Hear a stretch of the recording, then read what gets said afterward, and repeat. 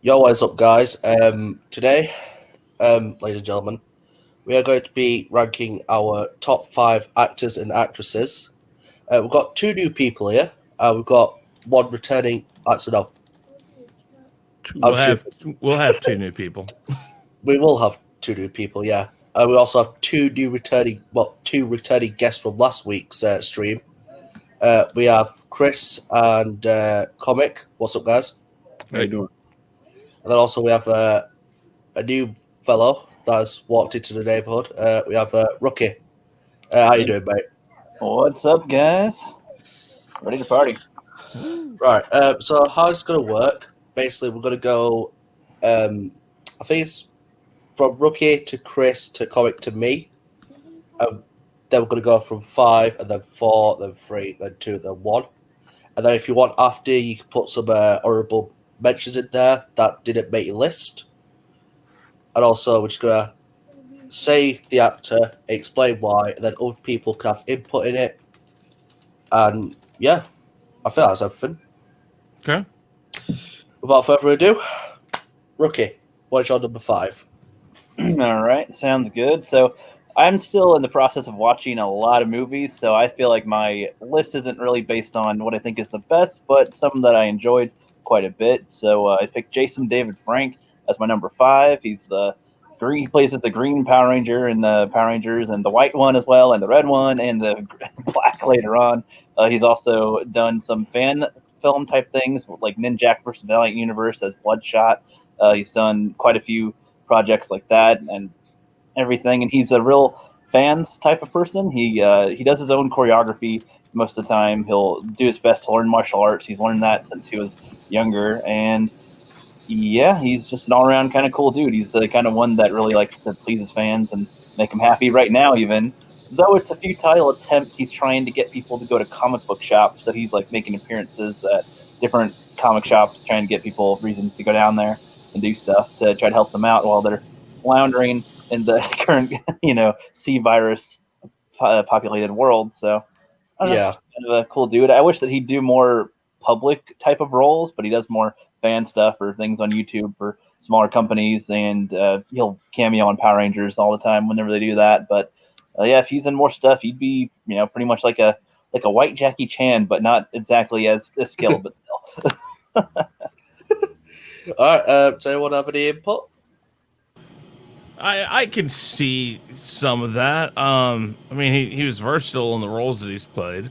I mean, in the ability to kind of make it so I don't know. He sells his parts, especially on Power Rangers, pretty well. So I mean, give you credit for one that I wouldn't have thought of. I will say that. I mean, I'm saying I would not say he is like in the top No. five best actors. This but is, I think, about what you say. I could probably change my list Yeah. 100 times depending It's on your the day because there are personal some opinion. people that I really, really Yeah. like yeah. that. Yeah. I might say one day I'm like, yeah, I think he's one of the best actors. Yeah, I thought we were doing legitimate actors, so I didn't. No, oh, listen to. Hey, like I said, Ooh. that's fine. I'm still. Danny's sitting there wishing he had his Phantom Zone button. I think. Bro, you like what you like, man, but Power Yeah, Ranger actor. Come So on. I'm still walking through watching some classics. I'm about to watch The Yeah. Thing for the first time. See- Actually, still, so I'm working on it. Maybe Discovering more actors. maybe Rookie can You good, explain bro. why he's called the Rookie Critic. You Well, good, that bro. kind of explains it itself. I'm still I haven't seen so many classics, so I'm working on it. But the rest of my list is more legitimate people. I think that people would recognize. But You're Yeah. cool. You're cool. All right. I think you're Good, good deal. okay. Rookie's number five. A good choice. Something that we all didn't expect, clearly. Chris, who have you got your number five? Joe Pesci. Oh, God. Okay. Yeah, well, okay, listen, this guy's been around since like 1961. Yeah. Lethal Weapon 2, I think, was freaking phenomenal with him. And I understand the, yeah, okay, alright. yeah, you know. But, I mean, he's been in Good fellas. Goodfellas. He was in Easy Money. he's He in was in Home JFK. He was in Home Alone 1 and 2. My cousin Vinny, man. That My was Cousin Vinny. There you go. See, now that's what I'm talking about right there. Is My Cousin Vinny. Yeah. This shows his versatility because, honest to God, this guy at one time held the record for the most F words used in a movie. Yeah. I don't know if he still does, but when you watch My Cousin Vinny, I don't think, if I remember right, that he actually uses one. no profanity. Yeah. No And, more. and I think that shows the ability to still give the same character that he normally gives, but not the same way. And then the fact that he does the same thing in Home Alone 1 and 2, he plays a very similar character to most of the characters he's casted for, but he's not. He just doesn't cuss. In Casino, he plays Nicky Santoro, which is not the actual name of the guy he played. It was all set. They changed the names. But Frank Collada is one of the guys that was a part of the Hole in the Wall gang, which is mentioned in that movie. And I've talked with Frank. Being from Kansas City, he loves talking with people from Kansas City because part of Casino is about the fact that all the money came through Kansas City. But he tells the story this way. He said when he wrote the book that Casino was based off of, and they were casting people, he said this guy right here, Nick Santoro or Santini or whatever, I can't remember the name they used for him. He said Joe Pesci. That's who's going to play that. I'm gonna tell you, he was funny. He was funny too in the Super. God, Yeah. But he's just really good at what he does, and the fact that he's pretty much retired, but then he came back and did The Irishman. If you haven't seen The Irishman, I think it's great. Yeah, I like it. I'm a mob guy. I like mob movies. I like the Rat Pack and stuff like that. So I'm a big Pesci fan.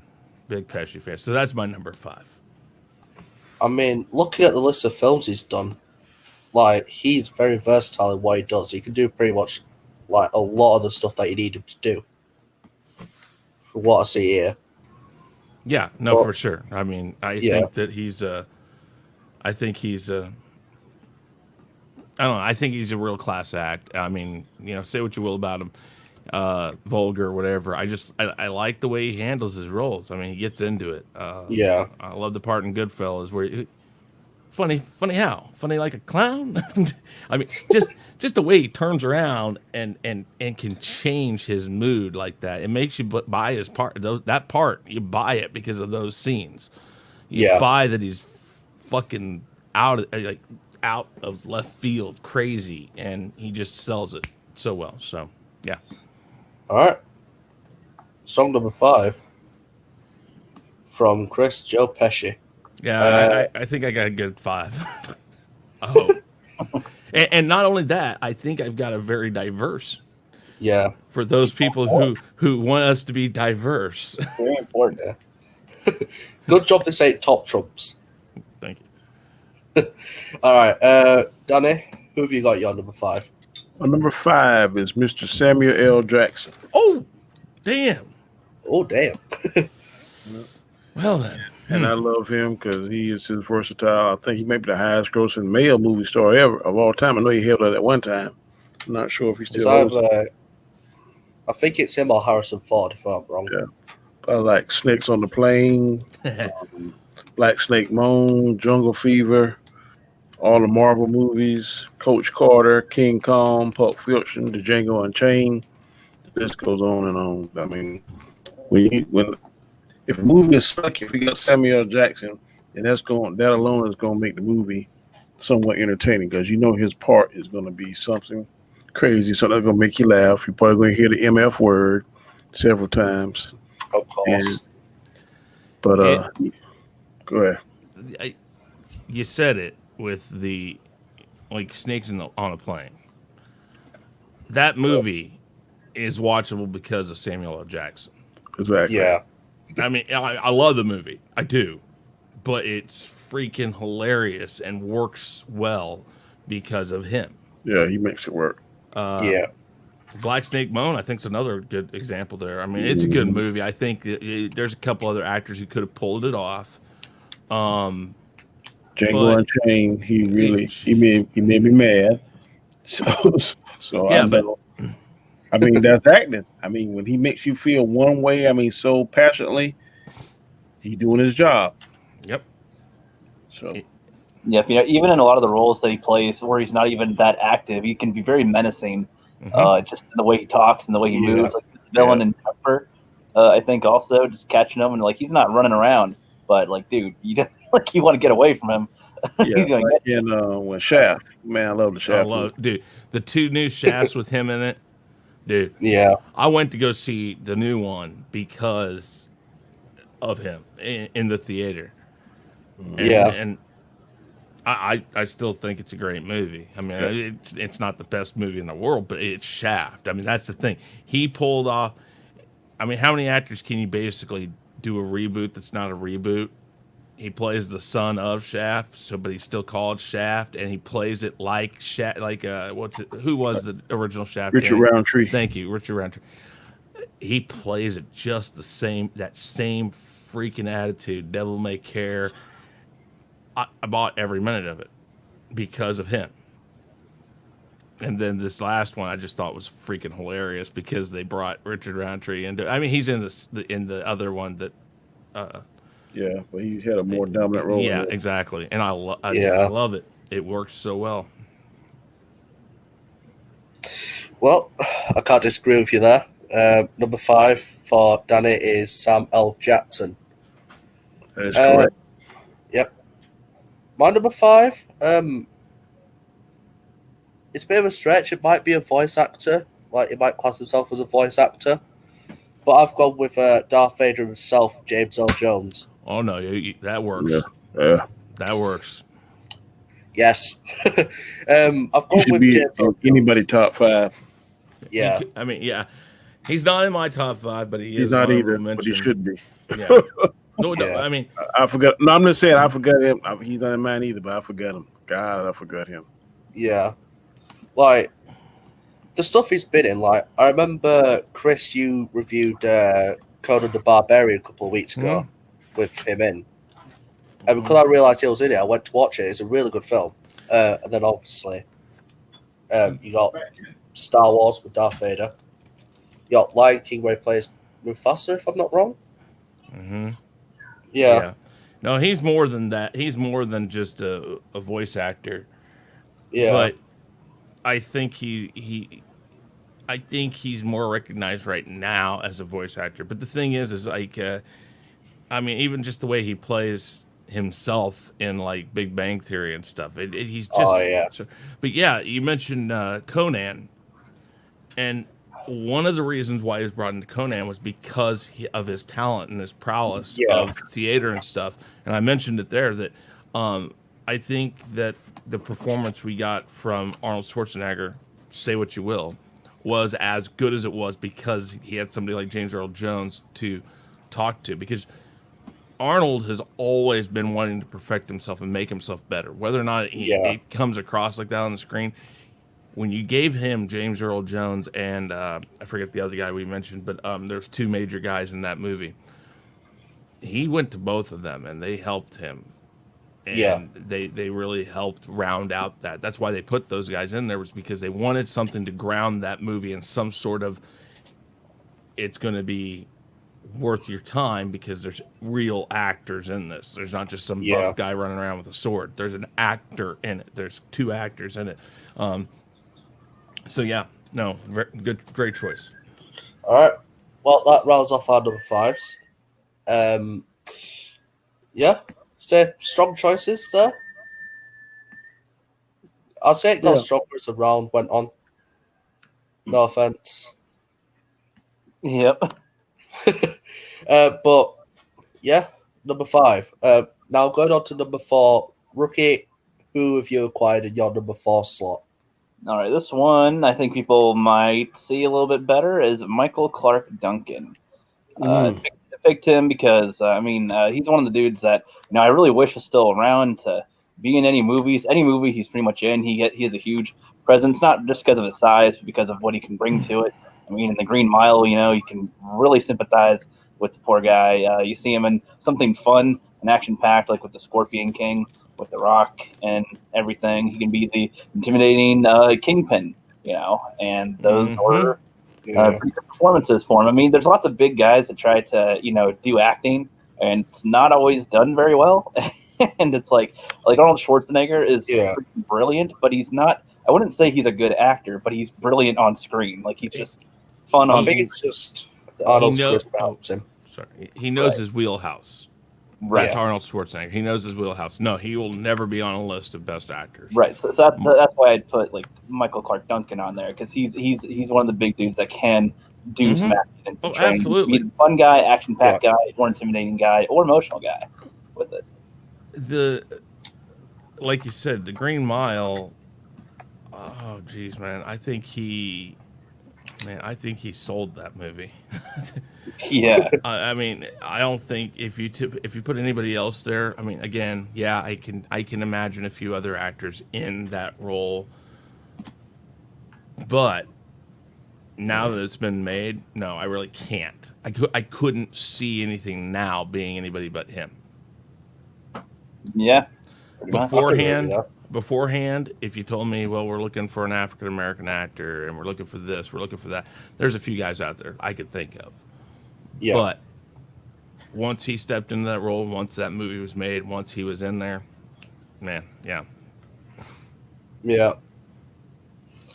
Number 5, rookie Michael Clark Duncan. Strong choice there. I can't deny his talent. He was a really good actor when he was around. Rest in peace. But moving on to Chris's number 4. Who have you acquired? Katharine Hepburn. Oh, no. Yeah, no, hey, listen, I told you I have a rounded out list.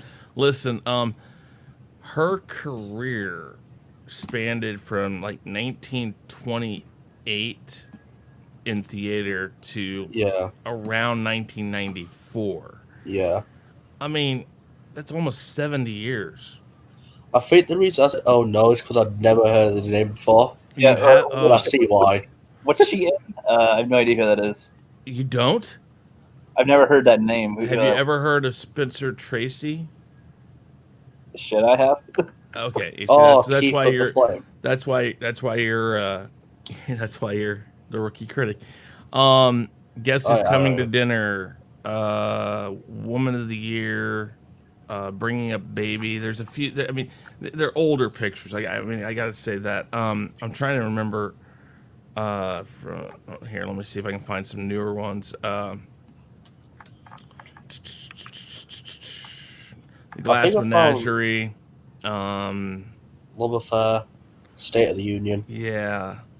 I'm trying to look for one that's like, relatively new. She's done some. She did some TV work, but I mean, Langford. what? What was her name? Catherine what? Katharine, Hepburn. Oh, Hepburn. She died in 2003. I'm trying here. Let me see about her. I'm trying to remember how many awards she won. As far as I know, she won a ton. Man, I don't think the rookie critic was even born then. No, of course. Yeah, no, it looks kind of familiar. I might have seen Best it. actress, she won in 1934, in 1930, and 1968. Guess Who's Coming to Dinner? The Lion and Winter in 1969. She won for. In 1982, Yeah. on Golden Pond, she won Best Actress. Oh, yeah. She's won the most Oscars for a female. Yeah. I mean, again, if you won't go back into the early years, it's kind of one of those things. I mean, she doesn't have a ton of stuff that's come out probably in any of her lifetimes, but she still. It's that I don't know. It's the sum of the whole of the parts type thing. Yeah. I mean, when I watched Turner Classic Movies and stuff, her and I even said his name before. Oh God, what is it? Spencer Tracy? Yeah, Spencer Tracy. I mean, Spencer Tracy, Cary Grant, those things. Those are the classic Hollywood actors, and Katharine Hepburn, her daughter. Oh shoot. Who is her daughter? I gotta remember. Her daughters. Marion and Margaret. No. Oh no, that's siblings. It's my bad. Hold on. Hold on. Let me look it up. Yeah.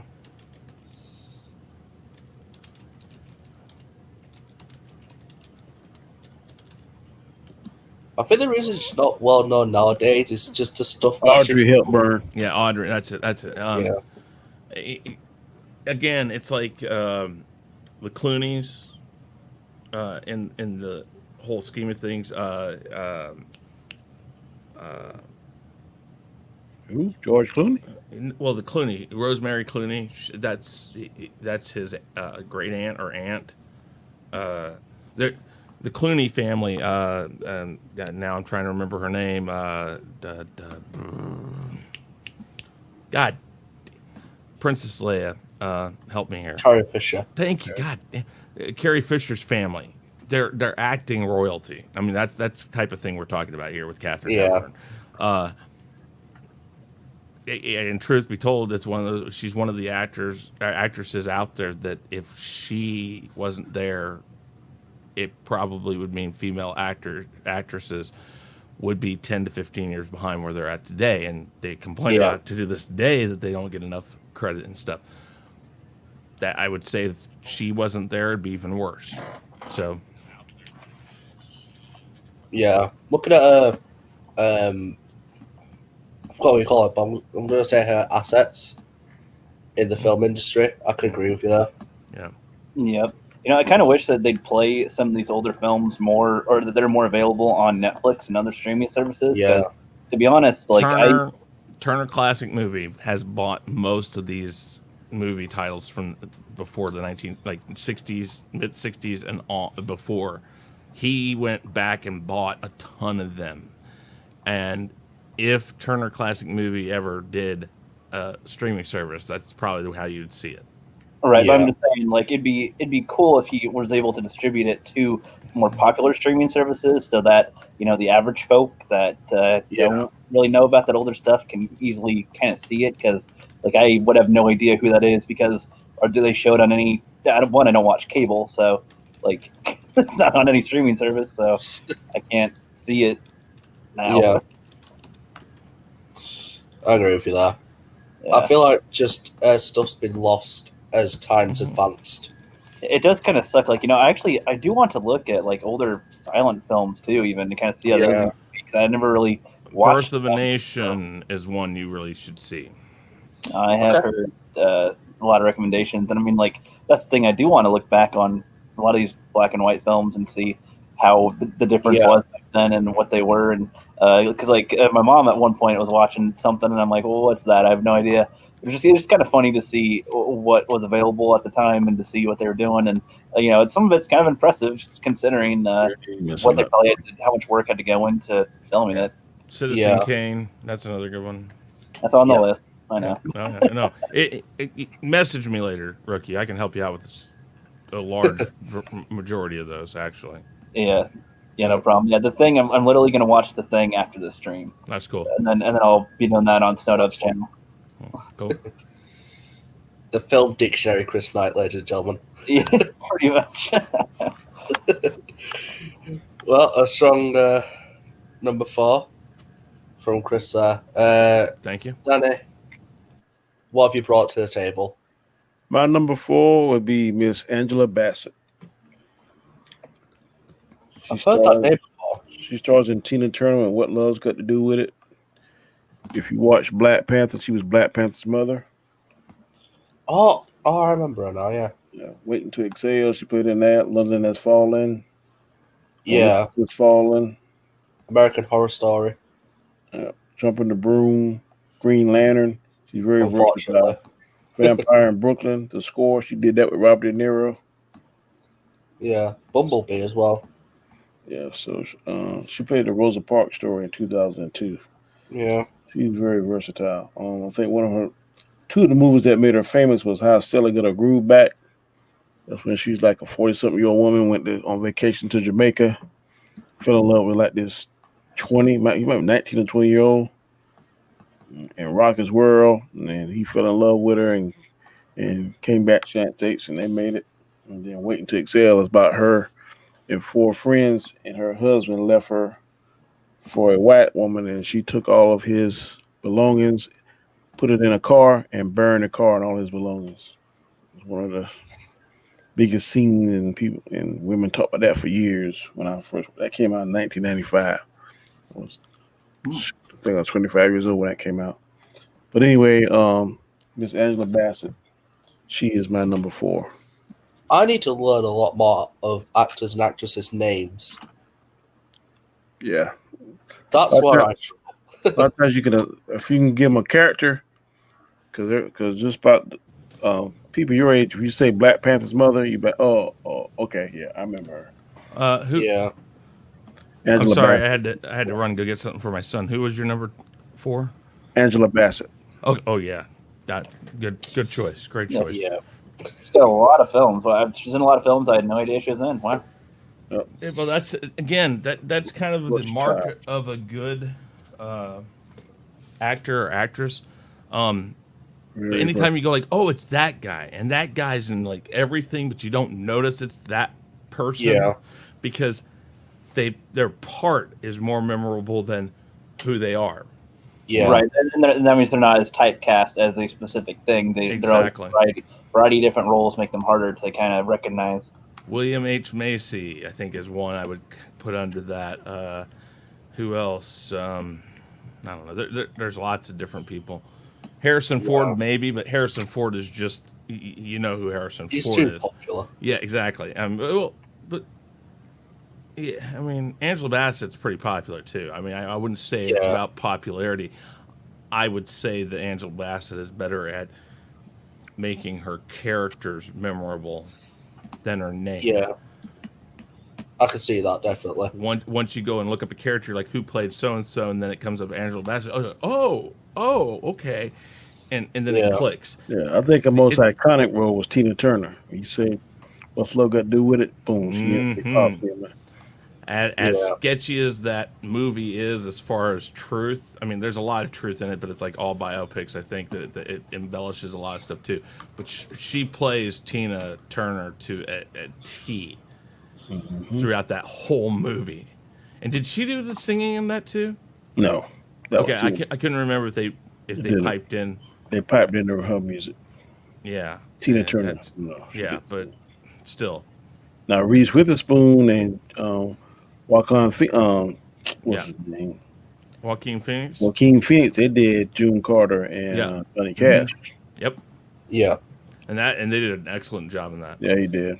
And And some then- songs, some songs he sound better than Johnny. I can't say that. I can't. But he's good. He's good. Don't get me And wrong. Get a Rhythm. I can't say that. Listen to Get a Rhythm. I know. Him singing it.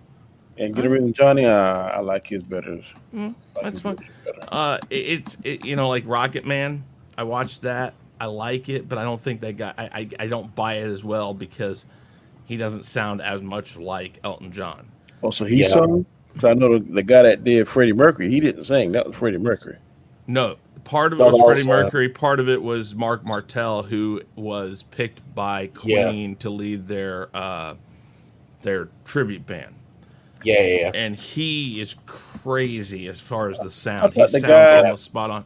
I thought the guy that did, what's his name that y'all followed is the lead singer for Queen.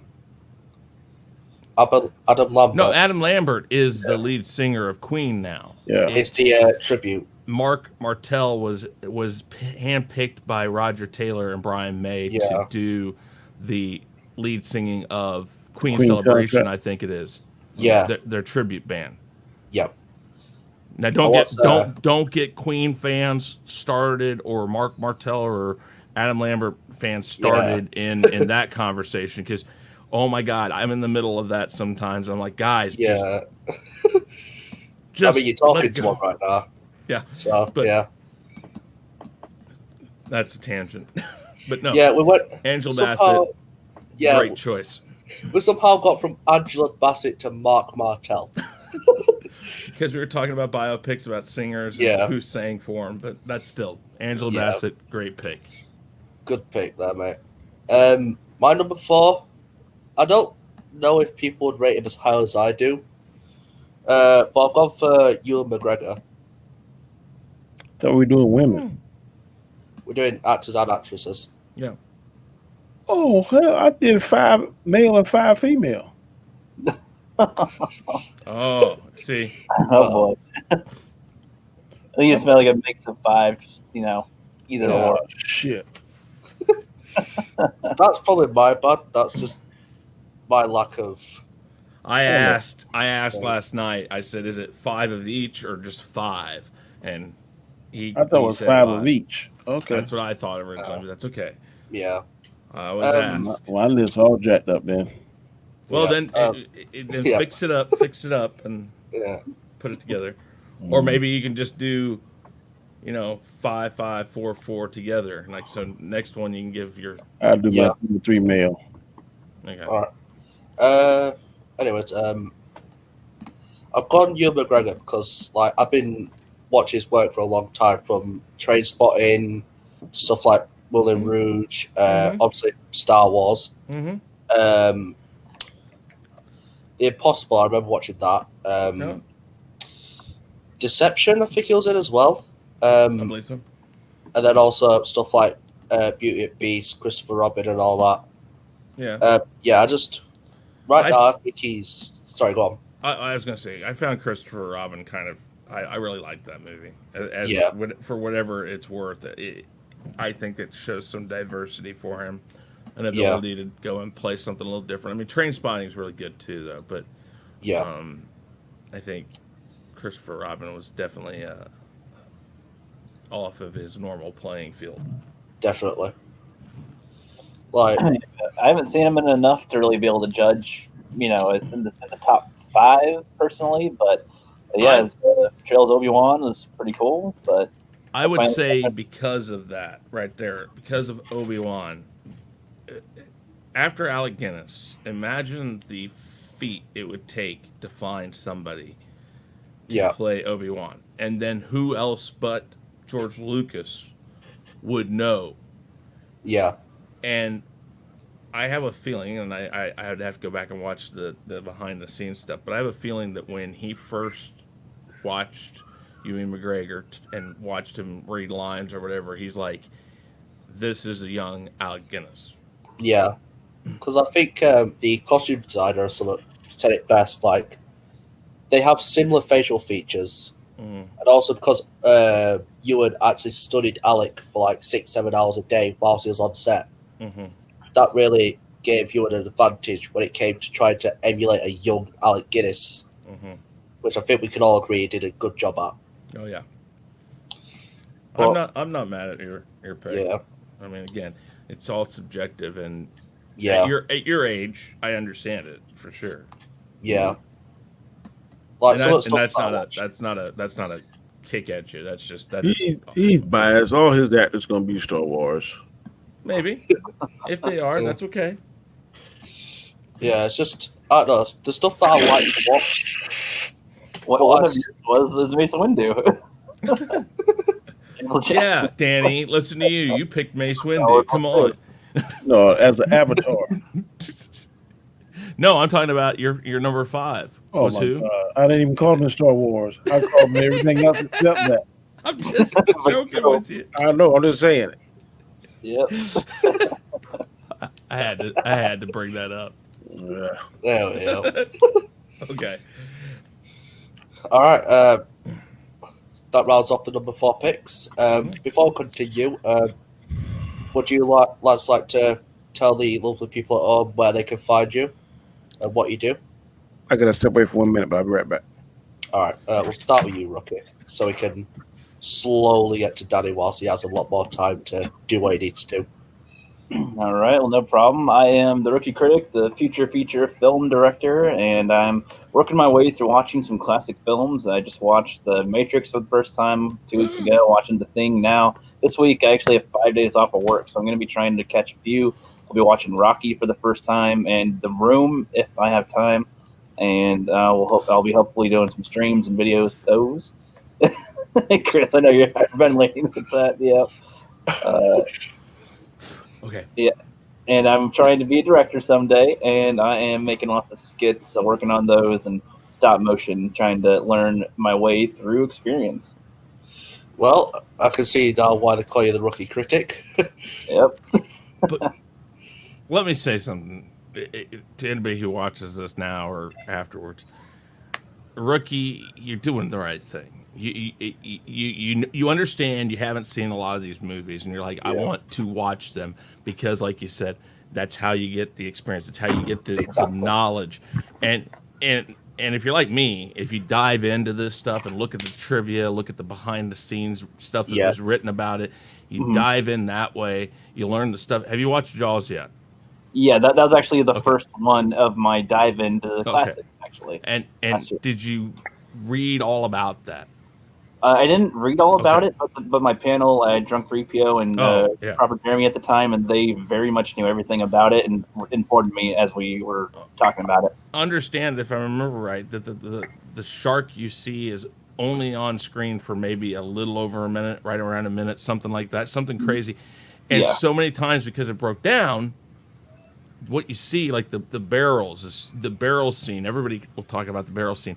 That was just sheer. We got to do something. We got to put something on the screen, and they came up with that. And now, when you look at it, you're like, I think it's better that we didn't see the shark.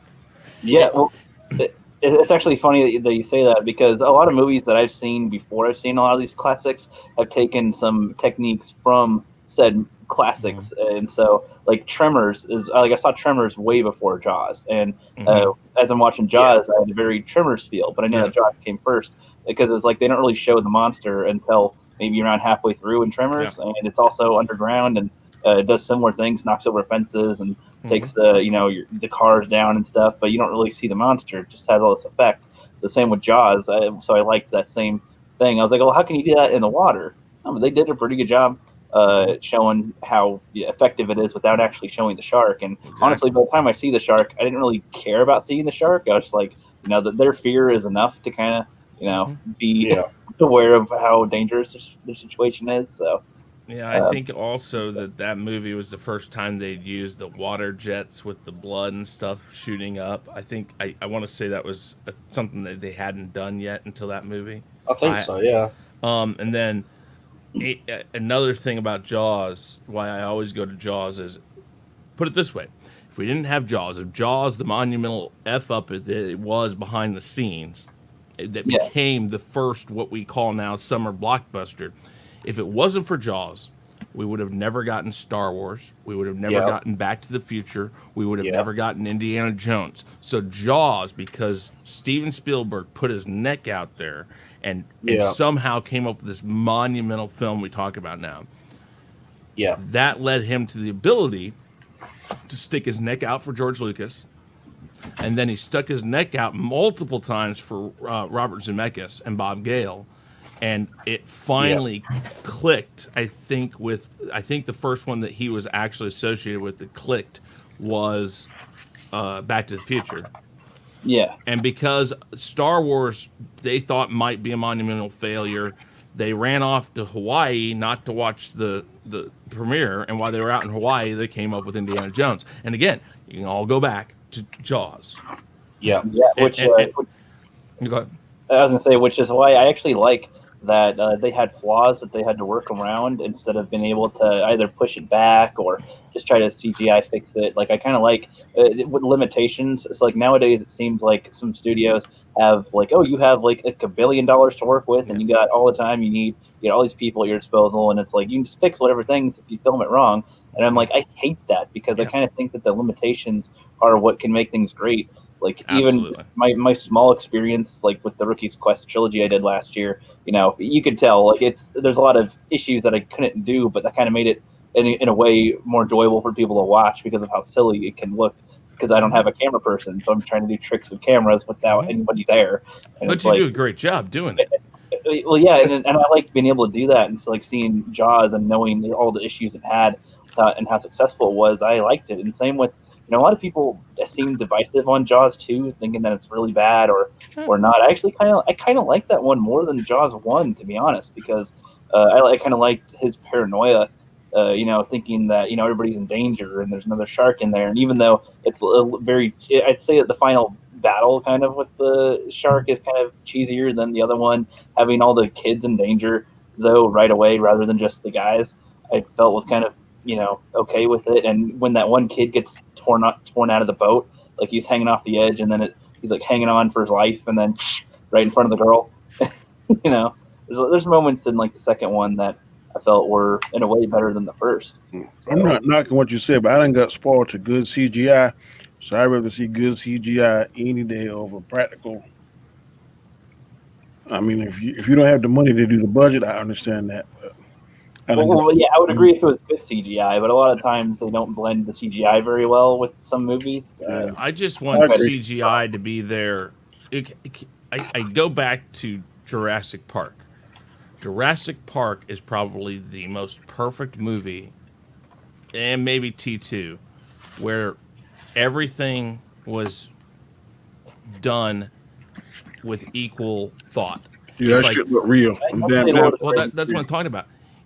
You had practical effects. You had Stan Winston. A lot of animatronics. Right. You had CGI, but the mix between all of it's almost seamless. Yeah, now you can start to pick out the CGI, but it's still really freaking great. Right, but what I meant, so that's different than what I was saying. What I was saying was nowadays they will film the movie the way they want to film it, and then try to fix things with CGI afterward. As to where back then they would intend to include CGI and mix it with the practical, like with Lord of the Rings and T2 and Jurassic Park, like you said, and that makes it blend really well. But that's what I'm saying. They need to go back and say, listen, we're going to give you a set amount. We're going to go look at all. We want you to present your movie. We want you to present your scenes, what you're going to do.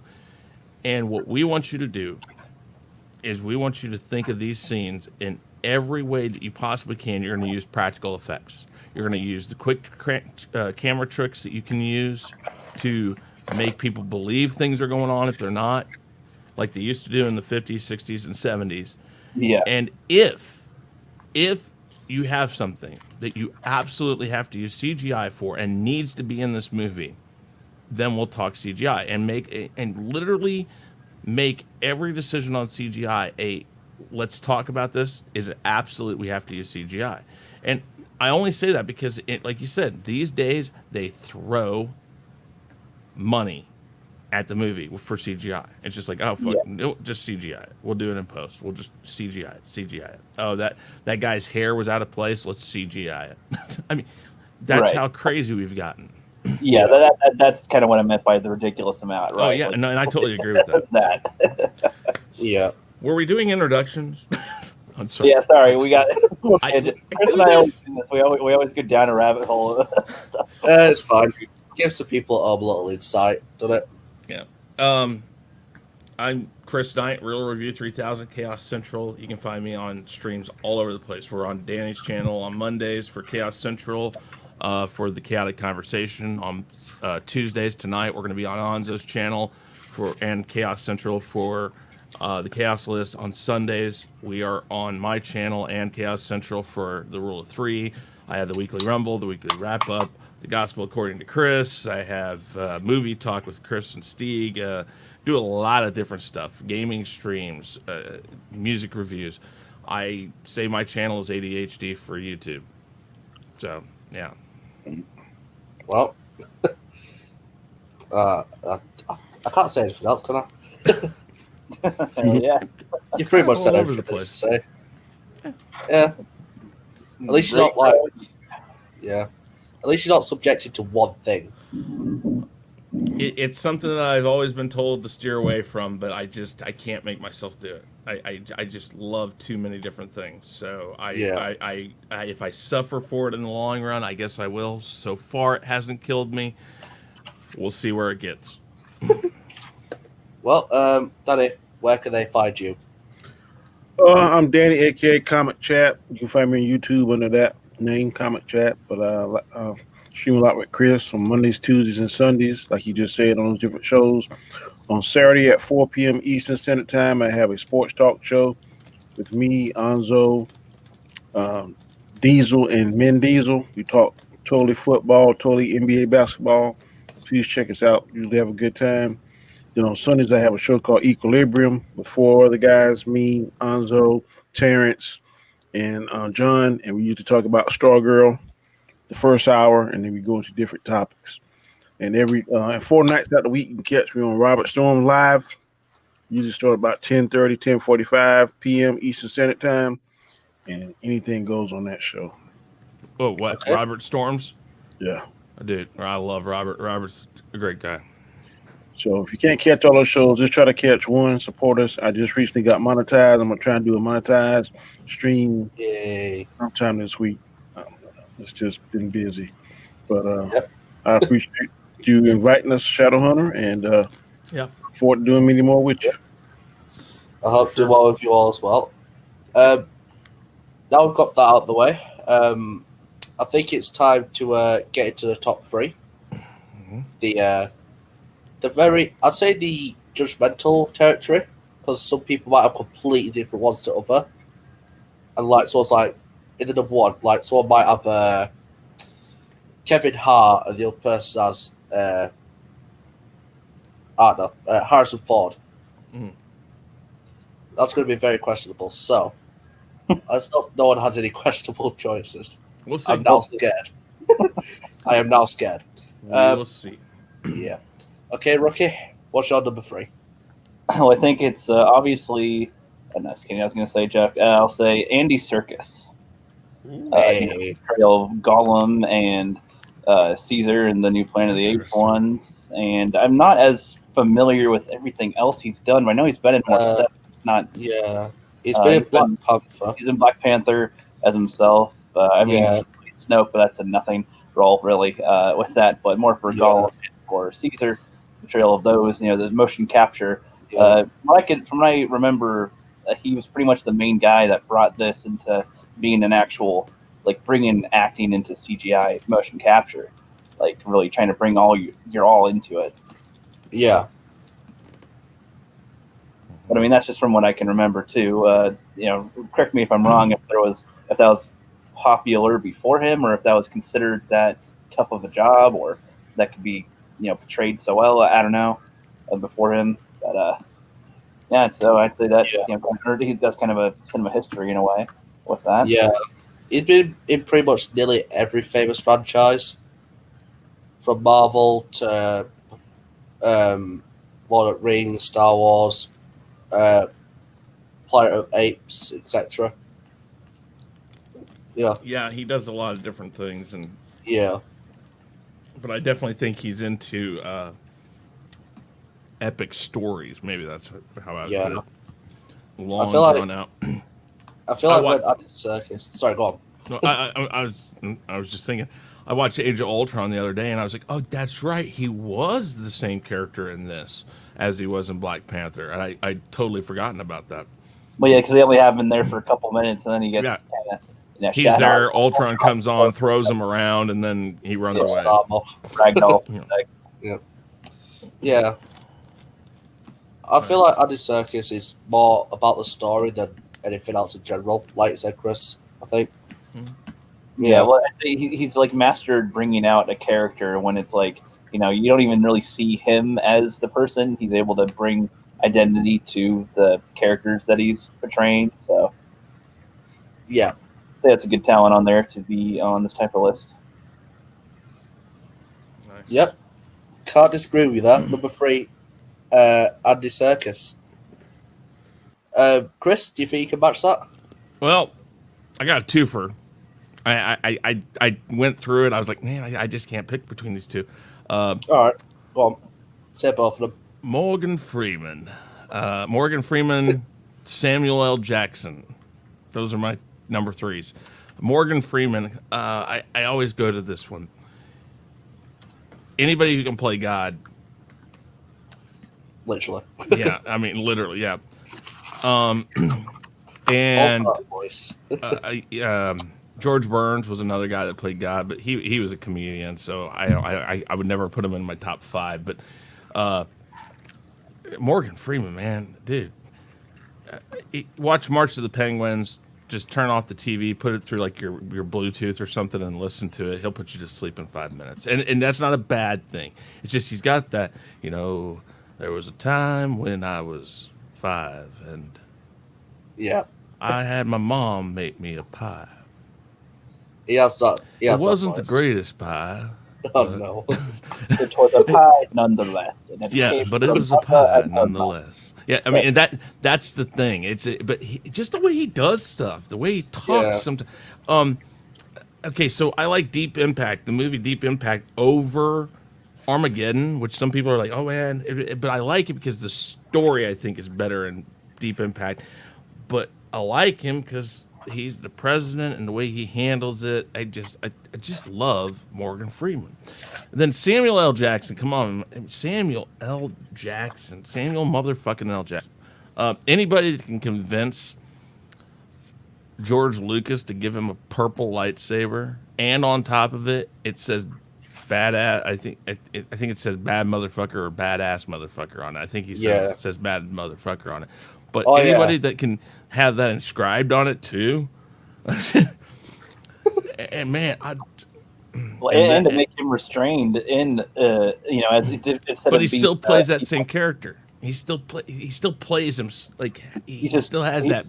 It's like it's more focused. Yes. Motherfucking snakes on the plane, but focused into take a seat. Yes. Skywalker, Yeah. Yeah. And the only thing I think I've ever seen that I'm just like, man, it felt off.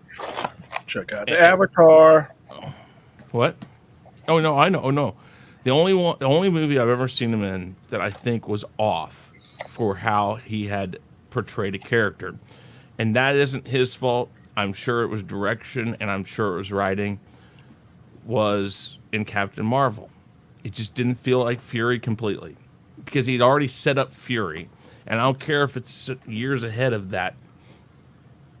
I don't buy that Fury was that timid, and that Captain Marvel would have been that instrumental in who Fury became. I just don't see that, because when he first shows up, he's still pretty. He's gonna kick ass and take names, but then it kind of backs off when Marvel and him get together, and I'm like, it just felt. You think that he'd have been his more hardened. Well, he started out when he shows up at first. He's maybe a little green, but he's still got that. I'm gonna kick ass and take names. Yeah. But then him and her start working close together, and then it just becomes this, like, she's leading him like a puppy, and I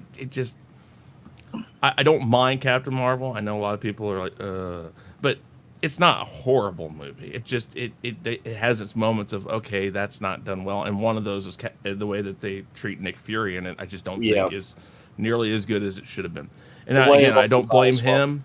I don't blame him. I blame writing, and I blame direction. Yeah. But yeah, those are my number threes. I thought about it for a while. I was like, I can't not. Yeah. There are three black actors in this world that I think are absolutely some of the best actors in the world, and they're all three on the top 5. So I had to put those two side by side. Yeah.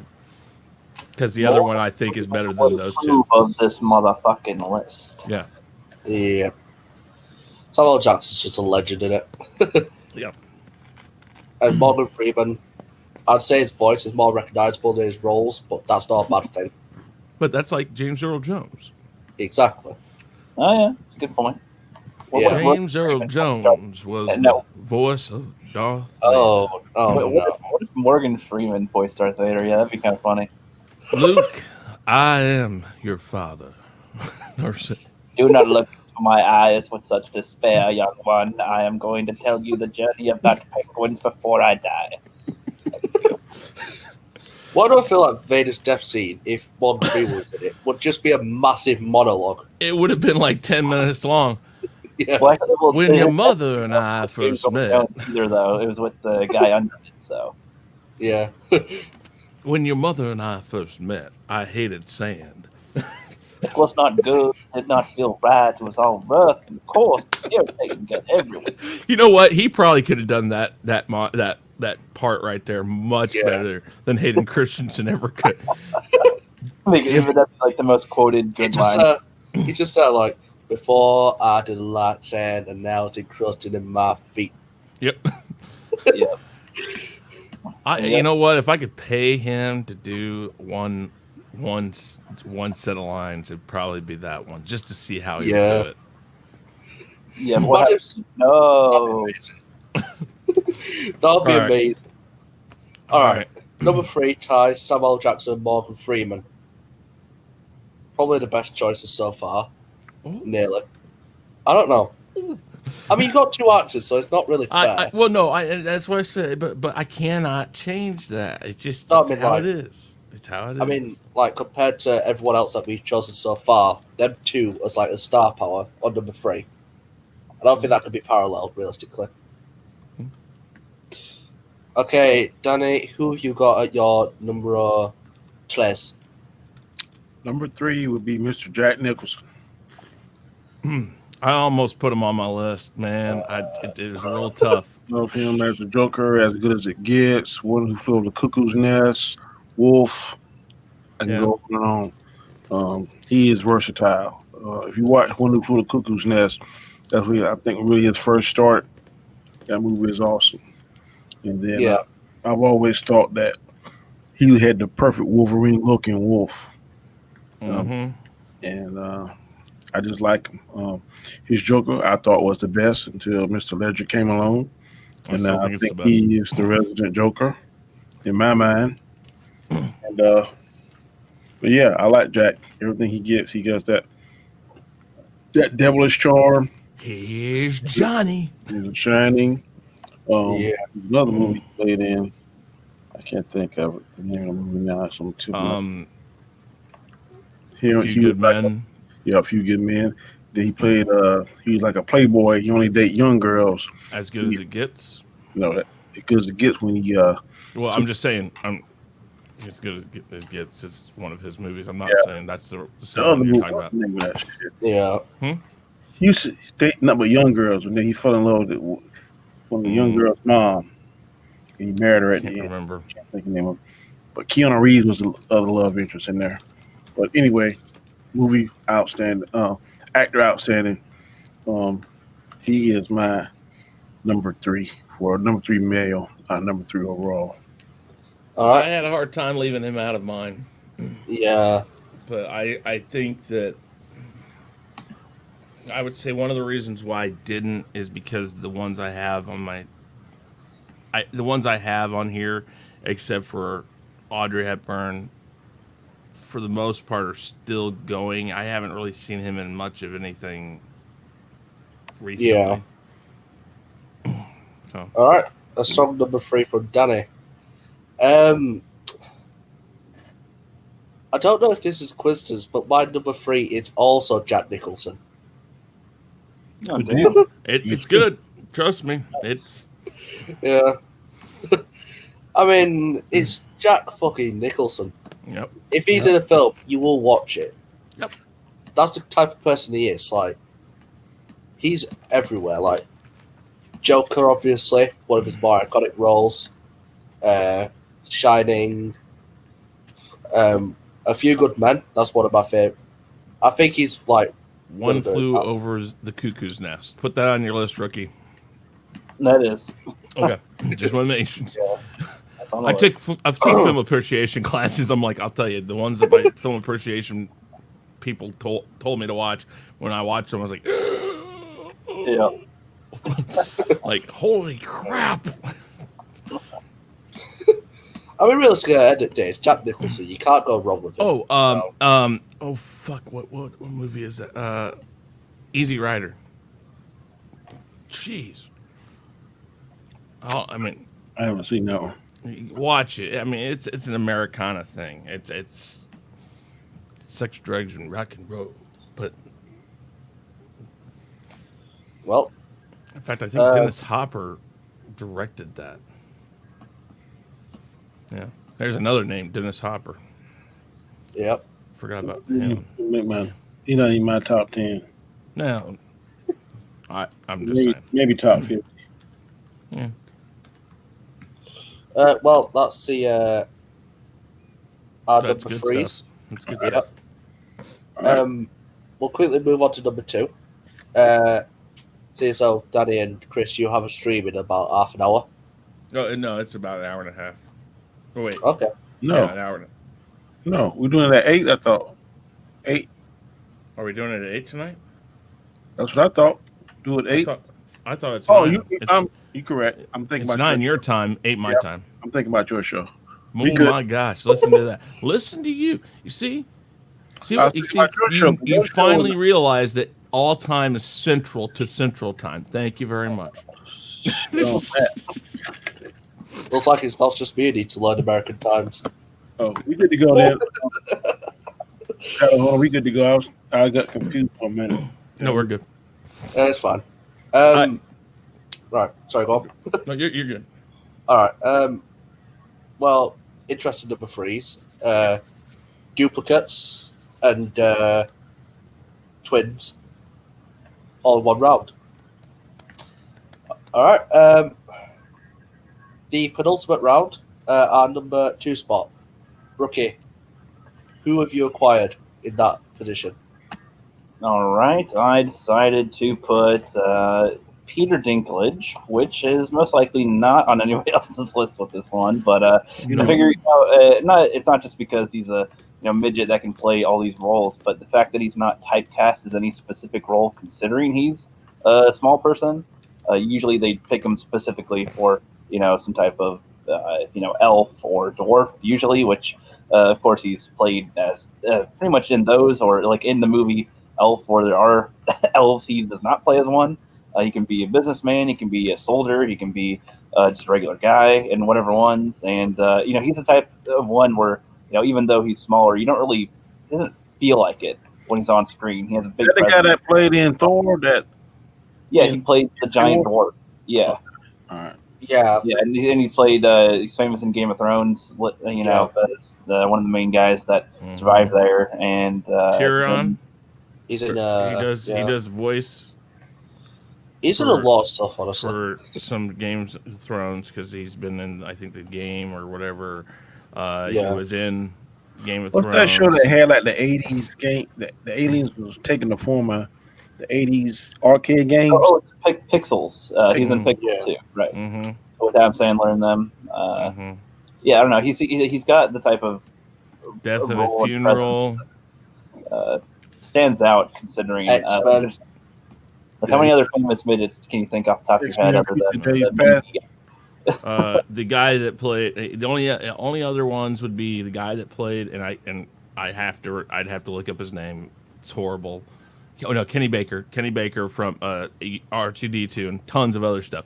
Oh, right, Like the go-to midget, go-to little person for George Lucas, and then when he was sick, the guy that played Wicket, that's Mark in Willow. Davis. Yeah, the guy that plays Willow, that became his next go-to guy after Kenny Baker was sick during Return of the Jedi.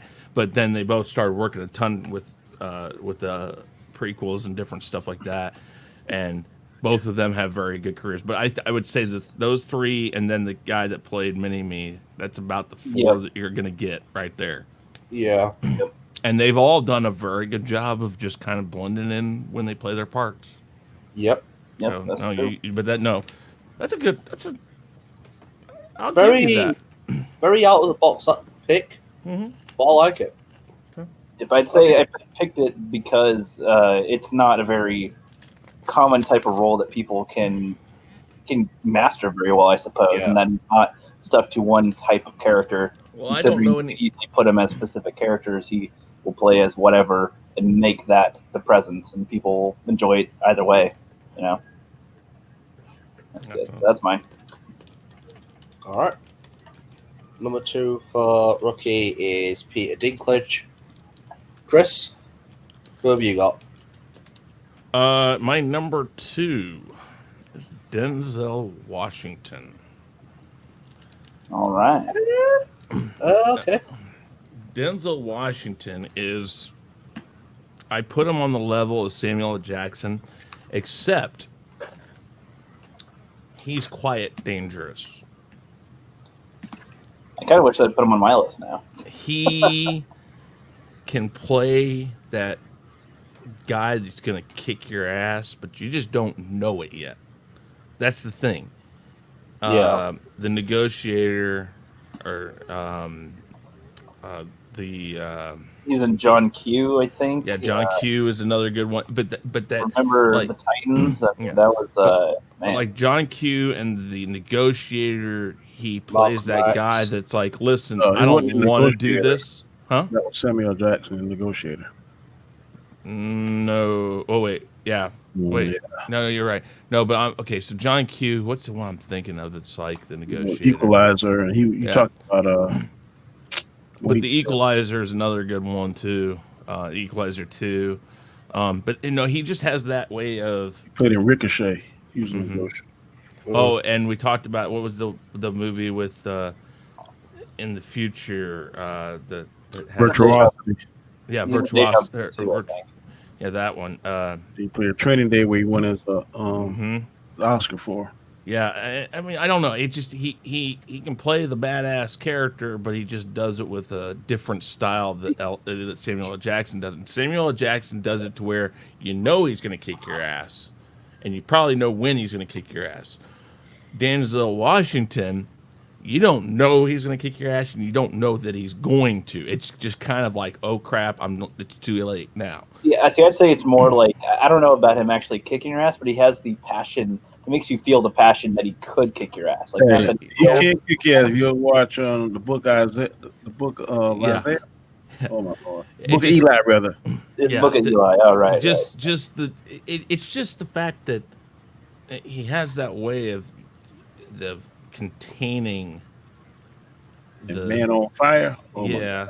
I mean, See, I I say don't it's know. like It it's just, like it's if he's telling you a lie straight up, but he says it so believably that you Yeah. you just believe him because how passionate he can make it sound. It's like, okay, I just believe you, all right? Okay. and Why John would- Q to this day is still probably one of my most favorite movies he's in, because who wouldn't do that? His son can't get on a donors list, and he's like, well, wait a minute, why is this person getting this? Why is this person getting this? And he basically finds out it's just because it's about money. The Insurance. doctors want money. And insurance, yeah, but it's all about money in the end. And he's like, you know what? Screw this. My son deserves better. And so he goes and he takes the situation in his own hands. And yes, he at the end, of course, he goes to jail and stuff, but he saves his son. He actually gets the point across, which I think is important, that your hero isn't always right. He's not always doing it the best way, but his intentions are good in that movie.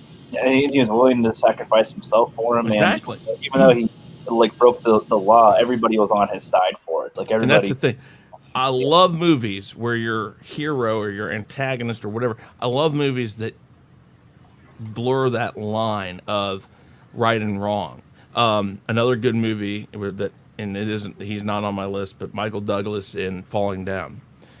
It's a very fine line between you sympathize with the guy the whole time, but He he's definitely still was a the bit bad guy.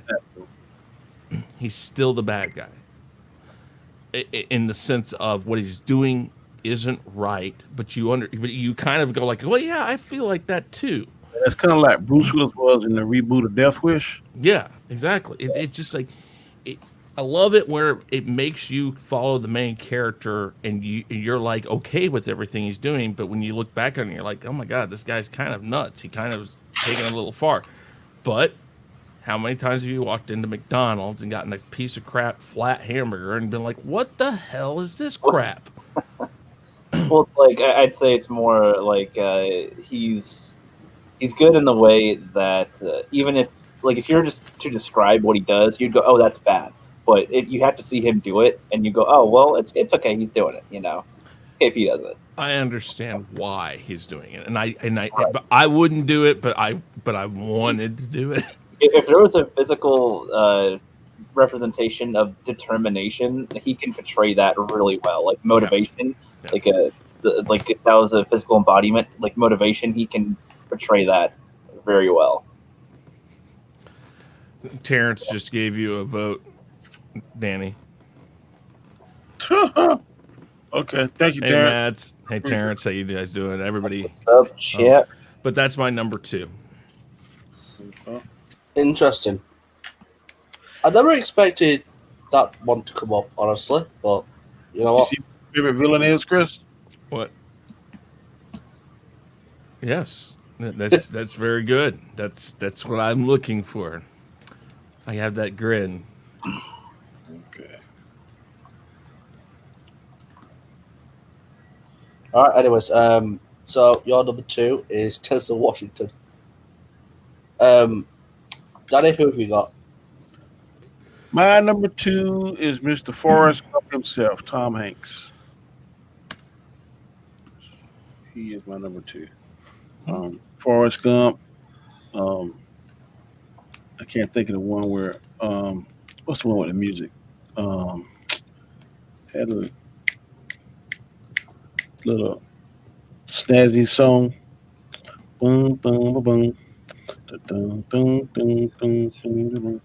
Remember that damn movie? I don't remember that one. Oh, that thing you do. You do, yeah. That. The Beatle-esque, Yeah. like Hard Day's Night Help movie. I like that movie a lot. Yeah, I like when he played that famous pilot that landed on the Potomac. I think it was, saved all those people. Yeah. Yes, Sully. Sully. Yeah. Thank you. And Wait. then we played the captain on when the pirates was taking the ship, Captain Dave or something like that. Hmm. I can't think. Captain. I know what you're talking about, but Yeah. Captain Phillips. That's it. Captain Phillips. So he's very versatile. And then when he was on the damn island with the damn volleyball, Wilson. Castaway. Yeah. Don't forget, like one of his best movies of all time, Joe versus the Volcano. Saving Private Ryan as well. Like, yeah. No. Yeah, I'm a fool about that movie though. The Joe versus the Volcano. I love some of the lines in that movie, but that's when he was still kind of crossing back and forth between comedy and drama. Yeah. But Apollo 13, Philadelphia. Philadelphia. Oh, I love Yep. him in the Green Mile. Yep. Apollo 13. Yep. Catch Me If You Can. Hmm. You've Got Mail. The Da Vinci Code. Angels and Demons. Splash. They're supposed to be doing the third one of the. Did they do it already? The Angels and Demons and Da Vinci Code trilogy. I think they still want to get him for a third one of that. But he's a smart actor. He will not. Rarely will he sign up for sequels and stuff. He'll sign a one picture deal, and then he'll wait it out, and if he wants to, he'll come back and do a sequel.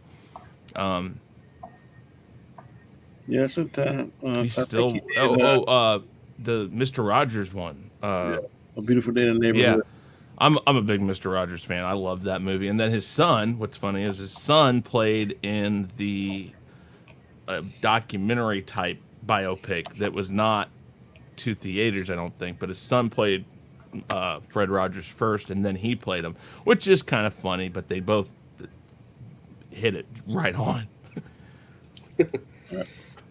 All right. Tom Hanks, man. That's Tom my number 2. Freaking Hanks. Yep. Yeah. Doesn't get much bigger in the UK or anywhere realistically than Tom Hanks. Is he your guy? My number 2 is a bit of a out of the box one. It's Jim Carrey. Huh? Listen, I would have laughed at that, Danny, except for the fact that there's the Truman Show, and then he did a Lifetime movie where he played, like, I think, a drunk father. That he didn't say one funny thing in that. I'm just laughing at that. I don't even see that. That's what I'm laughing at. But I don't know about number 2, but I don't know. I think he has a lot more acting chops than people give him credit for. oh my God. Yeah. See what Terrence said. What the hell? Yeah, it's just I went random with my list. My number 1 might as well number 1. The rest are bubbled up. I would have. It's either Jim Carrey or Harrison Ford. But I think I'd definitely put. I don't know. I'm having second thoughts now. No, don't. No. Hey, don't have something. You know what? I'm just saying because it don't work for me, but if it works for you, bro, that's what it's all about. That's what they Yeah. I can make Jim Carrey work at number 2. I can. Now, Yes. me personally, no. But then again, I've probably seen a ton more movies. I've seen a ton more acting performances. Yeah. But like I said, there have been 2 instances that I have watched Jim Carrey perform so well that I don't think, for instance, the Truman Show. I don't think the comedy, even though it was Jim Carrey comedy, I don't think the comedy came across as comedy like Jim Carrey because it was more Yeah. that character he's playing was playing just oddball because he was trying to. Yeah. Chris and I are looking at this through a different prism than Yeah. you are, Shadowhunter and probably Wicked Critic, because I'll be 50 here in about 10 days. So I done seen probably quadruple what y'all seen, and I'm only 30. and Jim Carrey is a good actor, but when we start reading off the honorable mentions, you'd be like, okay. At least I think we will. But No, we're I'm good. not mad at Jim Carrey because I love him in his last Sonic. I laughed. I did I too. think it's just He killed Dr. Robotnik, buddy. yeah. I think it's just like Jim Carrey's in like so many of my favorite comedy films as well, like The Mask, Ace Ventura, Double Liar, Trouble. liar. Man, Yeah, Liar Liar, Yeah. The Cable Guy. I love him when he first got started on Living Color. Yeah, Man, I love it.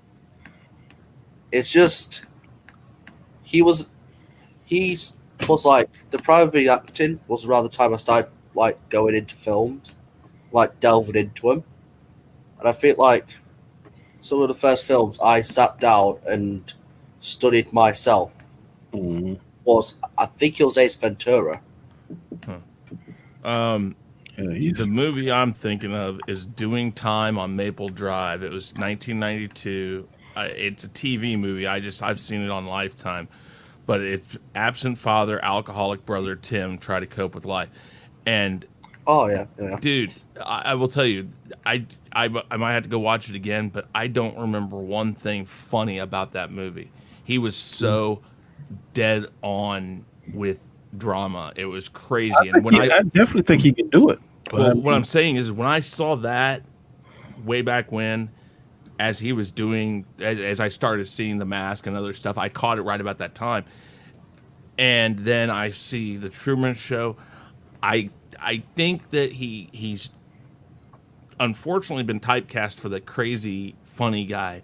But Yeah. I think if you were to give him something, I think of people like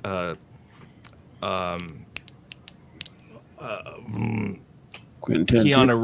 Keanu Reeves, who has found a way to break out of this dude mold into killer action star.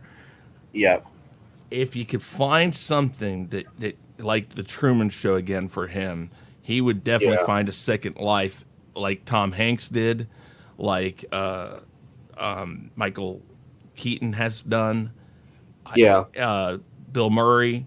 I think that's where he might try to go eventually. I think the Yeah. Sonic thing was like, yeah, let me get back into the role of being in a movie.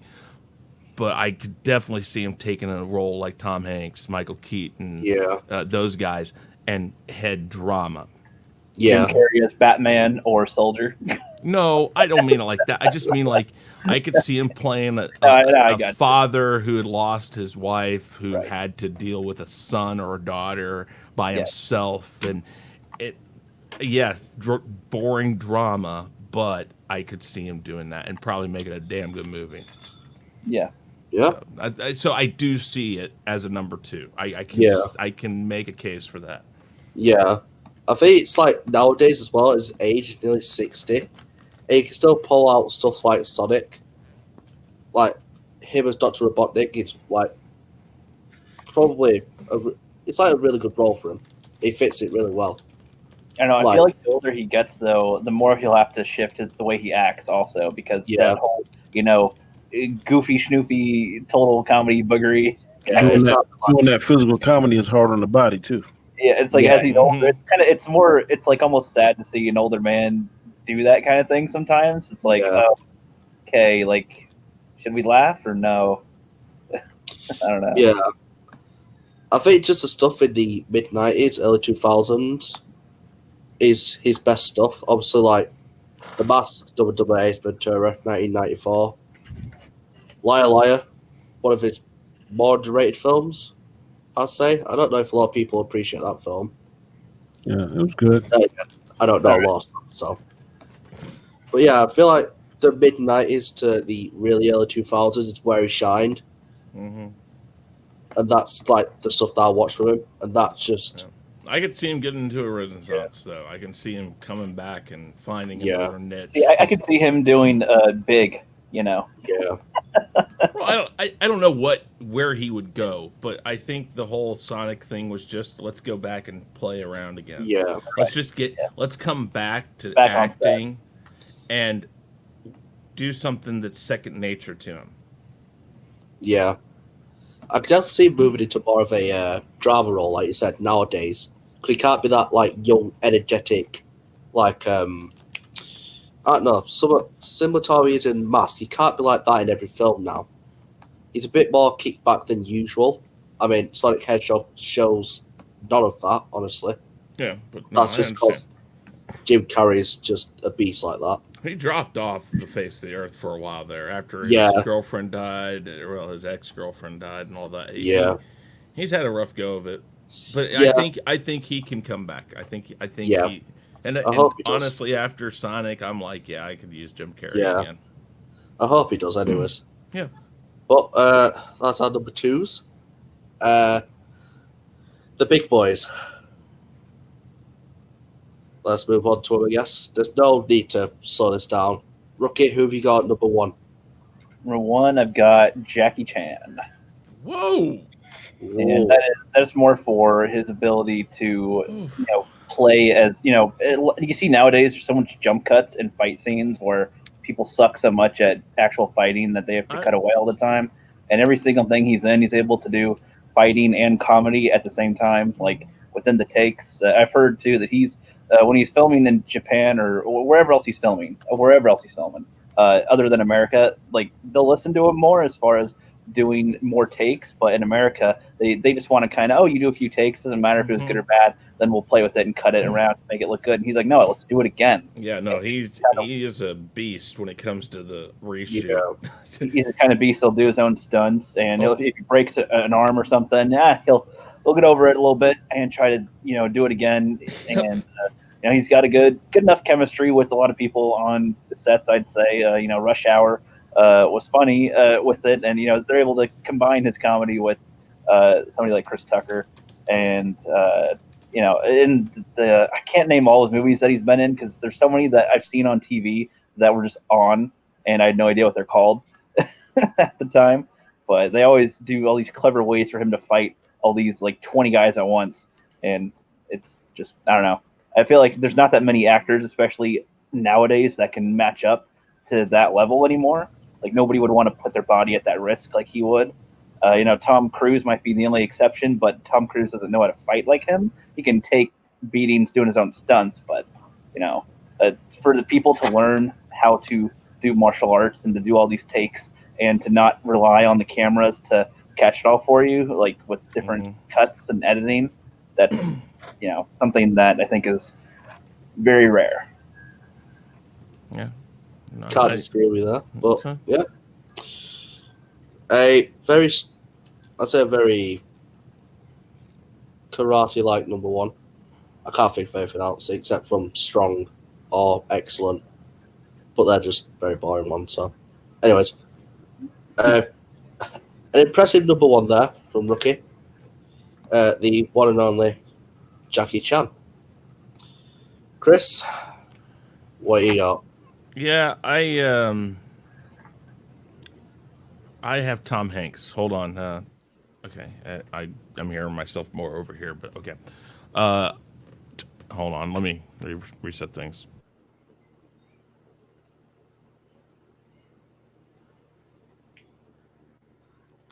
All right, there we go. That's a little better. Tom Hanks is my number one because I think he went to I think he went from comedy, straight up buddy comedies and Yeah. slapstick and stuff like that. He started on Bosom Buddies. Yeah, I mean, just you see that, and then you follow his progression. And again, I mean, I put out there people like Bill Murray, Dan Aykroyd, Michael Keaton. There's a lot of people who have learned comedy does well when you're young, but if you're going to sustain yourself as an actor, you've got to break into some sort of drama or I won't say action, but you got to find a way to show people I'm not a one-trick pony. And Yeah. there's lots of them out there that have done it, but I think Tom Hanks has done the best because he had this the way he acts. I don't know how to put it with Forrest Gump, but Forrest Gump, let's be honest, he is a special needs person, a special needs character. Yeah. I'm trying to find the right way to put this so people don't get all bent out of shape. But he's a special needs character, and somehow Tom Hanks has portrayed this character in a way that nobody says anything about it. Like Yeah. he's not special needs. He's not.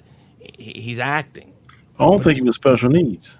There ain't no way in hell he got in the military. He's special needs. Back during Vietnam, I don't know. My dad Very- talked about some very- people he was in there with. I don't know. I mean, I'm just stating that I don't know for sure, for certain. I'm not saying that. Oh no, It he just has he's got a very low IQ. That's what it says. Yeah, and okay, so whatever. But the way he portrays that character, you just buy it the whole way through the movie. Absolutely. Then there's Apollo 13. There's Captain Phillips. There's Sully. Just all of those. Catch Me If You Can.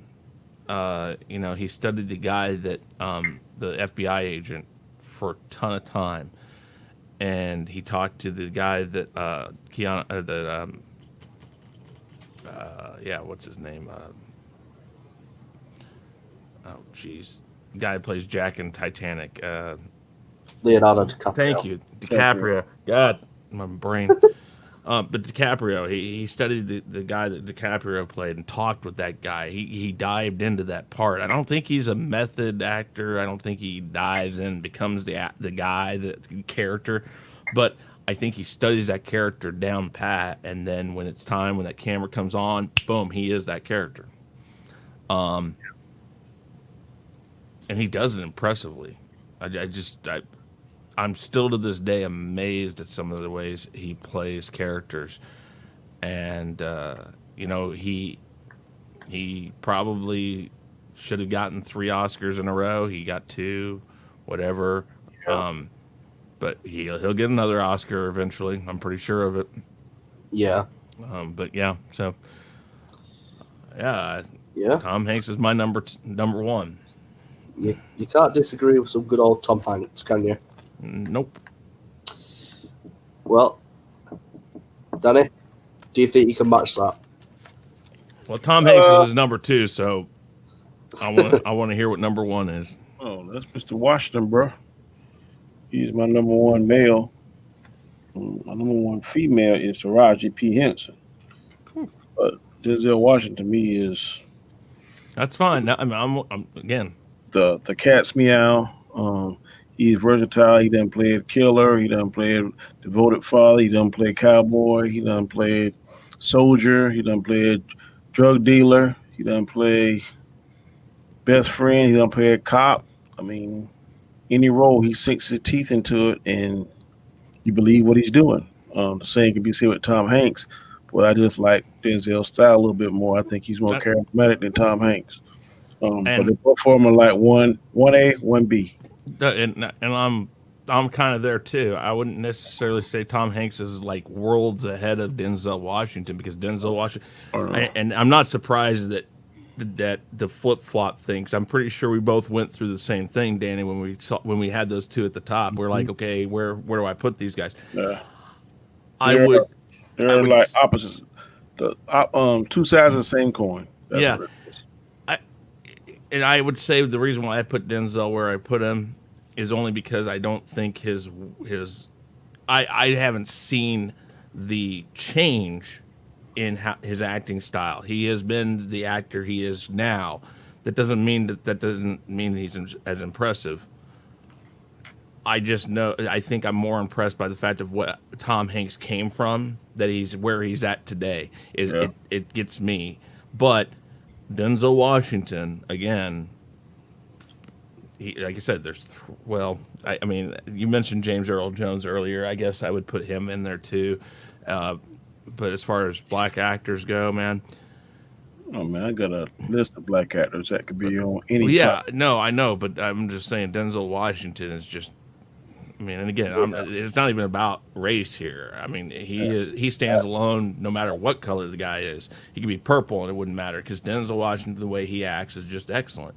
And Yeah. it does I mean, not surprise me that we had a flip flop of 1 and 2. It does not surprise me there. Yeah. Like I said, they're 1A, 1B to me, depending on what movie it is. But like I said, the last thing I saw Denzel Washington, I think the last thing I saw him in was The Equalizer, and also when he played the Magnificent Seven. Oh yeah, And I love him in that Magnificent Seven. But I can't even list all the movies he was in.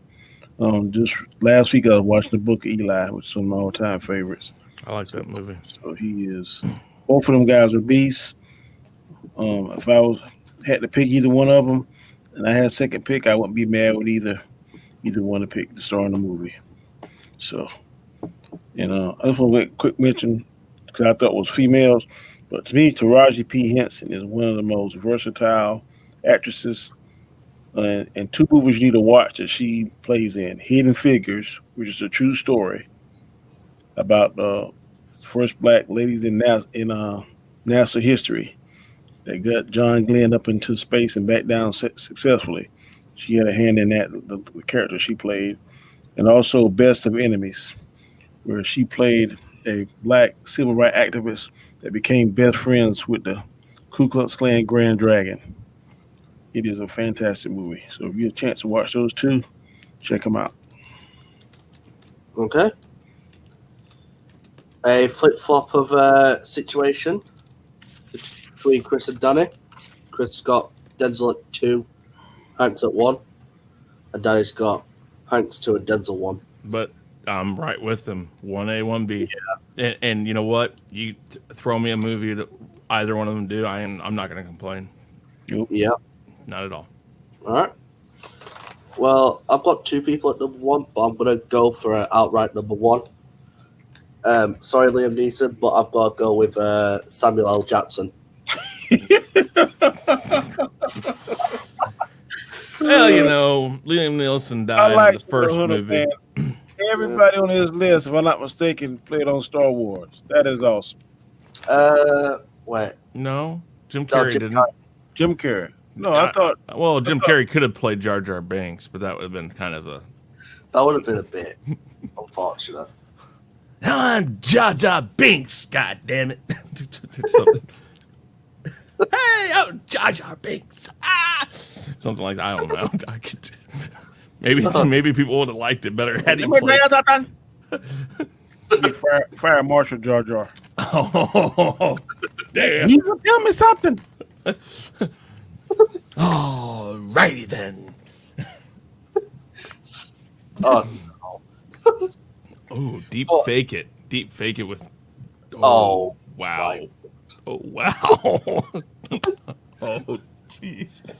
Imagine if he's in the Gungan Underworld and I can't remember what his name is. He says no. He says no to their demands.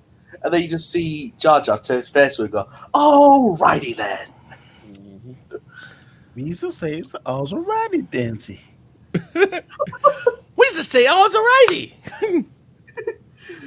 But anyways, Samuel Jackson, obviously, Wow. one of a kind, or once in a generation, I'd say. just the films he's done. He's the wide variety. Snakes on a Plane is brilliant because of him, obviously. Shaft, Pulp Fiction, obviously. King Kong. I mean, Kong Island, rather Skull Island, whatever you want to call it. Kong Island. Yeah, obviously Star Wars, Kingsman. Both. Well, actually, not only one of them. And just stuff like that. There's things he's done. Like, I don't think there's a better number one than Samuel Jackson. Because all he wants is those motherfucking snakes off that motherfucking plane. Yep. Mm-hmm. Yep, that is correct. That is very correct. Yep. But before we go, does anyone have any honourable mentions they'd like to share that didn't make it? I got about 7 that Robin Williams, Mm-hmm. Brad Pitt, Adam Driver, Jamie Foxx, Bryan Cranston, Vin Rames, Terrence Howard, Anthony Anderson, and I should have had him on here. Anderson, really? Yes, man. No. I'm not saying. I'm just saying that. Started off kind of like Tom Hanks. Started on Yeah. this called it was some goofy damn kid show, like Saved by the Bell or some bullshit like that. Was all that Nickelodeon? No, it was something. No, that was the guy from Saturday Night Live. But my favorite actor, who should be on this list, is James Spader. Yeah. Oh my God, he is awesome. He falls in that category of he's in a lot of things that you don't think about till after you look it I up. love him on Boston Legal. Oh, what? Boston Legal. Yeah. Oh. Him and Captain Kirk. Yeah. Was I don't William know. Shatner. Mm-hmm. I don't know if this is number James, but in T Ultron. Yes, Oh, you gotta play Ultron. That is correct. Yeah. Chris, do you have any? Yeah, let me get back to my list here. So, of course, Boom. I feel like 5's a bit short. Definitely for. I have 6. I did have Michael Clark Duncan on there. I did have James Earl Jones in there, but I'm thinking of amount of works, things like that. Dustin Hoffman, Jack Nicholson, and the reason why again is they've kind of fallen off the map.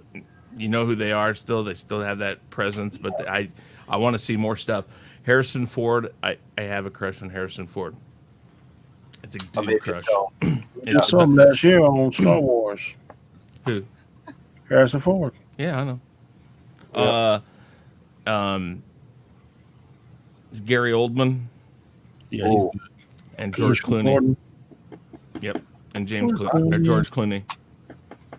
There are some. The reason why I put George Clooney on my honorable mentions, Ocean's 11. I will always go back to Ocean's 11 because that is like I think one of the greatest remakes ever. But Danny's heard that 1,000 times. I always go to that, but that's it's whatever. Rookie, do you have any honorable mentions? Sorry, Chris. No, you're fine. Yeah, a couple, I suppose. I had Mel Gibson, more for his roles in Patriot, Lethal Weapon series, and Braveheart, of course. Like, I don't think I've seen him in that many other things, but in those ones, like those, I could watch those a bunch of times over. Love his performance. He played a really crazy, wacky guy and a very dramatic, guy that you want to follow and see what happens with the story. You want him to succeed. I love Mel Gibson in The Patriot. Oh, yeah, awesome. Freaking one of the best performances right there, what I'd say, for a war type one. Robert Downey Jr. was one I had on there. But that's really more for his ability to go from where he was in real life and then to make a change and put so much with the role. And like, he kind of changed with the role that he played as Tony Stark. Like, Charlie Sheen could take a page from his book. Yeah, exactly. Like, he turned around his life and he turned around his acting career and was able to be one of the most memorable people in modern cinema anyway. So I put him on Every time you see Jon Favreau, he should kiss him and hug him. Exactly. I can see that. Yeah. He fought for him. One of my next ones is not because of his acting ability, but because of what he's able to endure on set, and that's Tom Cruise. I don't like Tom Cruise, but I respect him big time with his ability to really try to make scenes look as good as they possibly can by literally dangling off of an airplane and jumping off the freaking rooftops and stuff. Like as the main actor and the main protagonist of a story, usually they shouldn't be at risk as much. But he's like, no, put me up in the worst position that you can. You know why, don't you? I actually don't know why. No. Scientology. He has gone nuts. When he finally got to that top tier of Scientology and found out it was nothing but a fake alien or whatever the hell it is, he was like, I spent the millions and millions of dollars donating to this to get to this level, and now I found out that it's all crap. I'm going to throw myself off of a building, but I'm going to do it in a movie so I make money off of it because I got to make my money back. Hey, Craig does that same stuff too. He does all his own stunts. Oh, no. Yeah. I am not a Tom Hanks fan, but I'm like you, Rookie. The Yeah, dude respect there. has what he's become as far as wanting the best product out there. Listen, when you're talking to the United States military about learning how to fly a plane and all of that crap he did for Maverick, I'm Dude. ready to see Top Gun 2, boy. yeah, I am too. I want to see it, but I'm just saying he has gone completely mental when it comes down to making it look as real as possible. Yeah. Yeah, which is, mad respect goes there. And I guess my last one would be Heath Ledger, and not just for his portrayal of the Joker, but because, again, like I honestly didn't realize how many different roles he played, and like I didn't know he was the same guy that was in The Patriot and then other things, but he could play as the Joker. Like I was like, dude, that's way out of what I could think he could do. That's iconic. You're not the Mhm. only one. When you say Heath Ledger and you say Ben Affleck, you're like, huh? Ben Affleck is Batman? And shit, he's the best Batman to me. You said Yeah, Heath Ledger as Joker? And shit. Yeah, it's like Joker you would never cast them because you wouldn't think they could do it. But damn, they Yeah. can pull it off if they can if they get given the chance. Yep. I don't see Ben Affleck back in the bat, so I'm gonna be pissed off. But I hope he does. I hope he I comes don't back. want him to risk his sobriety. But if he could do it and balance both of it, God, I'd love to see him back in the bat. Yeah. Right. I've got a couple of honorable mentions. I've got Mark Hamill. I've got Liam Neeson, obviously. I've got Another Star Wars. I've got Tom Hanks as well. Both Star Wars. Of course. I've got Robert Downey Jr. as well. Let's have a look here as well. I'm gonna scroll down. That's it. There's pretty much a lot of good ones out there, bro. You can't name them all. No, I mean, that's the thing. And you can always go back, and this goes along with, I think Danny and I say it a lot, and Terrence for sure, Terrence in the chat there will say it too. My list could change day to day. But Yeah. I'm going to say my top 10. My top two ain't gonna change. No, I don't think my top 2 will change. But my top 10 is always going to be about the same 10 people. But, like for instance, Yeah. James Earl Jones, that can move up and down. And then sometimes somebody will they'll throw out another actor, and you're like, oh, damn, yeah. You know somebody we didn't mention? Two people we didn't mention. Who? Robert De Niro and Al Pacino. Did I not say De Niro? Nobody mentioned them. No, I meant to mention De Niro and Al mentioned- Pacino. I thought about too. I really. I thought Tommy Lee was also one. Yeah, he's underrated. Yep. No, you see, and right there, we've just added 3 more that you. Yeah. It's hard though, like I said, with Al Pacino and De Niro and Pesci and Brando. Say what you want about Brando, but Brando, my God, the Godfather is the Godfather because of Brando. I'm gonna make him an offer he can't refuse. And what's the old boy that plays Zod? He is good too. Man of Steel. Yeah. Lucy Lawless, played as like Xena and as some other people. She was in Spartacus as Lucretia, one of the evil kind of Roman women in there. She's got some presence, I suppose. Michael Shannon. She always comes off as either really likable or really hateable. Sorry. So, All right. Well, guys, I got to jump off of here. I got to make too. dinner before we have to go to our other stream. All right. It's just the Well, first of 3 for me. Mhm. Yeah. Thank you guys for being here. Hope to do some of all of these with you soon. All right. Okay. Rookie, thanks for being on here for the first time. Yep, no problem, man. We'll try to get Anzo in here All right. eventually. All right. All right, guys. All right. Take it easy. All right. Yep. Peace. Night. Stop your stream. Yeah, I am. All right. Thank you all for watching and welcome to the Shadows.